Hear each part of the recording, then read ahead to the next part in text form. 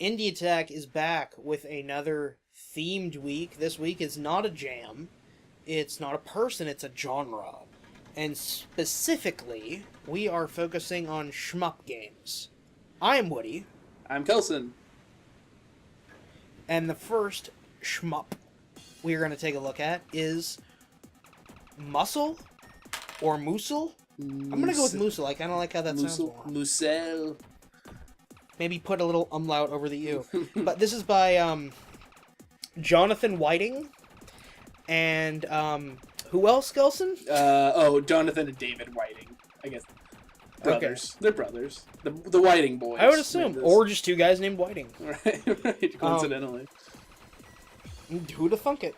Anywho, Mussel, this is it's kind of a retro-ish shmup, kind of attempting to evoke playing this like on an old CRT monitor or maybe through a porthole, because this is ocean-themed. Yes. You play a submarine vessel dropped into the ocean, and you have to fight sea life. Right. Which, this hits a special spot for me, because one of my favorite arcade games of all time, the name of which I do not even remember because I've only ever played it twice, is, I call it Ocean Murder. Okay. It's a sit-down, light gun arcade game where you just shoot ocean animals that attack you for no reason. And you just murder the ocean, so I call it Ocean Murder. And this is pretty evocative of Ocean Murder, because as far as I can tell, there's not a lot of, like, malicious creatures here that are attacking you. It's just sea life. Yeah, sea life and, boulders, rocky things, just, you know? Oceanic rocks. Yeah, but, squids, lines of squids and pufferfish, and, you're right. It's it's funny because it's a very retro genre, and then it's presented in this sort of hyper retro way, you know, where one of the power ups, the power up that does the kind of classic board clear. Screen clearing, explosion of death. but it glitches out your screen, so it's almost sort of a double-edged sword thing. And when I first started playing, I didn't realize that I'd even triggered that, you know, because just because stuff starts flying, and so I was like, holy god, this game is really pushing the limits, you know.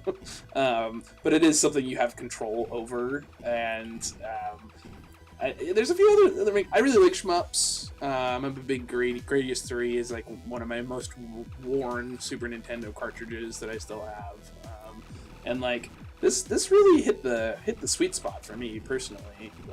There's a few. Yeah, Go ahead.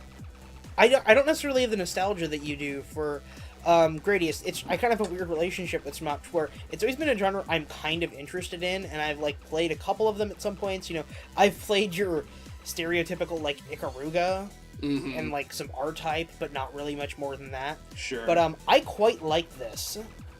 Yeah, agreed. Cool. I'm glad. I was the most excited by this one this week. Because I like kind of a couple little of the balancing ways that it handled things. Specifically, when you hold shoot in this, it slowly moves your ship back. Yeah, there's a kickback. It's a fun way to handle that problem, because it's like a risk-reward thing versus shooting, where you can hold down the shoot button and get your constant shot that's going to deal a lot of damage, but it will affect how your ship controls. And I think that's a really nice way to handle that. Other shmups have handled it before, but I thought it was handled really well in this one, because you really need your up and down vertical movement.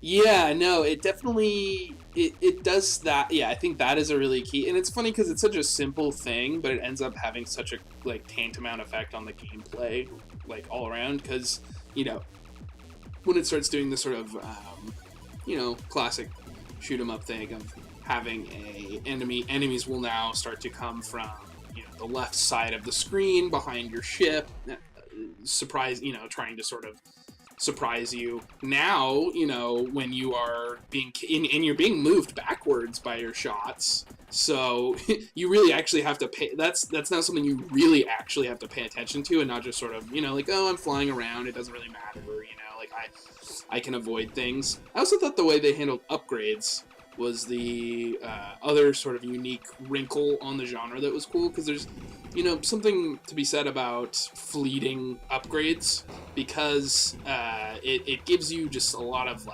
it makes it so high energy, you know, like I would dive on those upgrades and or lives, which I thought was sort of a sub, you know, in the upgrades come that way, and so extra lives also will just sprout out randomly, and I actually thought that was really cool as opposed to like it being after like every 50 million points.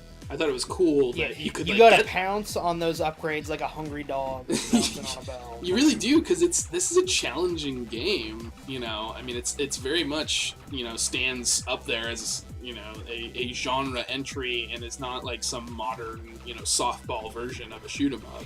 Yeah.